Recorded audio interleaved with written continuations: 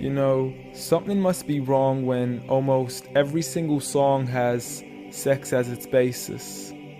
When rap stars get famous after making lyrics that are shameless. When a woman is expected to sleep with a man who doesn't even know what her name is. And when artists are paid to degrade the very women that have made them. To the point they are nothing more than pieces of plastic that we can dispose of once they are no longer attractive. It's sickening and sadistic that this world's become so misogynistic. And you can call me unrealistic, but just listen to the statistics. 7 in 10 men view porn, while over 75 million are addicted. 68 million requests a day for pornographic pictures, making 1 in 4 searches sexually related.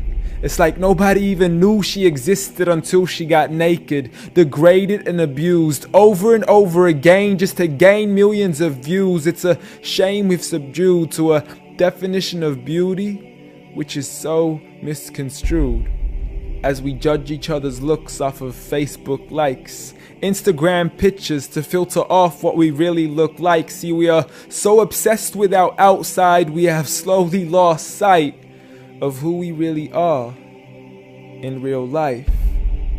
I mean, it's sad to see so many teens lose their self-esteem. Looking at these magazines thinking they have to look like what they see. Please, you are worth much more than a 2D image on a screen. You are a living, breathing human being. If only you knew what you really mean. Just look into your history books and begin to read of all the girls in the world who were capable to achieve, and you will surely see with certainty females like Fatima al-Fihri, who opened the first ever university, Rufayda al-Islamiyya, the first nurse to perform surgery, and Aisha bint Abi Bakr, the greatest female scholar in eternity. It's a shame you probably haven't even heard of these great female prodigies. Honestly, we don't need to give up our modesty in order to be successful, for you are worth much more than a commodity that is sexual. You have so much more potential if only you knew your worth. You could be like the greatest of all women to have walked this earth, like Mary, the mother of Jesus, chosen by Allah to be an example for the believers, a woman who stood strong even when she was abused, falsely accused and ridiculed for things she'd never ever do, so it didn't really matter when there was nobody else beside her, for she knew that God was Ar-Razzaq and her ultimate provider, and she had a trust in Him alone. Just like Asiya, the wife of Fir'aun, a woman who was brave and courageous, stood up for what was right and didn't let anybody change this, a woman who was fearless and laughed in the face of death, for she gave up the riches of this life for a palace in the next.